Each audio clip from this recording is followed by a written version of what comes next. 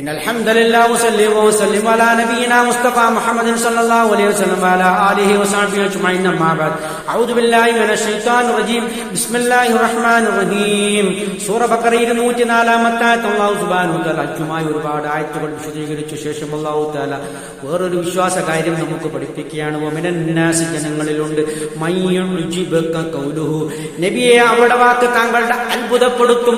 വളരെ മധുരമനോഹരമായ വാക്കുകൾ, മാസ്മരികമായ വാക്കുകൾ കൊണ്ട് അവർ സംസാരിക്കും. അത്തരം വാക്കുകൾ കൊണ്ട് താങ്കളെ അത്ഭുതപ്പെടുത്തിക്കൊണ്ട് താങ്കളുടെ അടുത്തേക്ക് ചിലർ വരും. ഫിൽ ഹയാത്തി ദുനിയ, ഈ ദുനിയാവിന്റെ കാര്യത്തിൽ വളരെയധികം അങ്ങനെയുള്ള ആഡംബരമായ നല്ല ആകർഷണീയമായ വാക്കുകളും കൊണ്ടുവരും. വയുഷിദുല്ലാഹ്, അല്ലാഹുവിനെ സാക്ഷിയാക്കുകയും ചെയ്യും.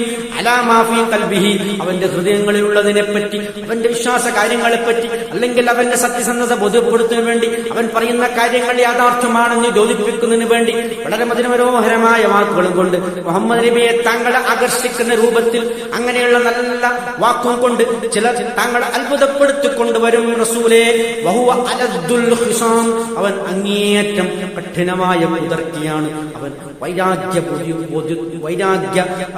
വൈരാഗ്യ ബുദ്ധിയോടുകൂടി പ്രവർത്തിക്കുന്ന കുതർക്കക്കാരനാണ് നബി.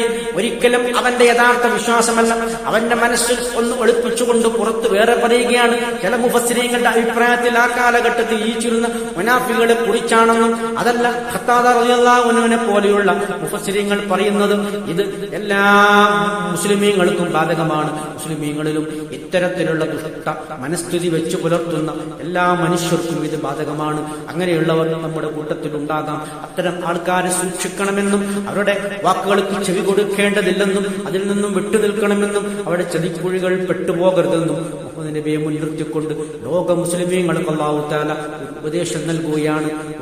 ഒരു തരത്തിലുള്ള ഒരു കൽപ്പന അല്ലാഹുവിന്റെ ഭാഗത്തിൽ നിന്നും വരികയാണ്. ഇത്തരം ആൾക്കാരെ നാം സൂക്ഷിക്കണമെന്നും അത്തരം ആൾക്കാരുടെ ചതിക്കുഴികൾ പടരുതെന്നും അങ്ങനെ അതിൽ നിന്നും വിട്ടുനിൽക്കണമെന്നും അല്ലാഹു സുബ്ഹാനഹു വ തആല പറയുകയാണ്. വളരെ മധുരമനോഹരമായ വാക്കുകളും കൊണ്ട് നമ്മെ അതിന് പലതരത്തിലുള്ള കുഴപ്പങ്ങളിൽ ചാടിക്കാൻ വേണ്ടി പലരും മുന്നോട്ട് വരുമെന്നും അത്തരക്കാരെ സൂക്ഷിക്കണമെന്നുമാണ് അല്ലാഹു ഈ ആയത്തിൽ കൂടി നമുക്ക് പഠിപ്പിച്ചു തരുന്നത്. ഇത്രയുമാണ് ഈ ആയത്തുമായി ബന്ധപ്പെട്ട് നമുക്ക് വിശദീകരിക്കാനുള്ളത്. സത്യമായി മനസ്സിലാക്കുന്ന സജ്ജനങ്ങൾ നമ്മെ അല്ലാഹു ഉൾപ്പെടുത്തി അനുഗ്രഹിക്കുമാറാകട്ടെ. അൽഹംദുലില്ലാഹി റബ്ബിൽ ആലമീൻ.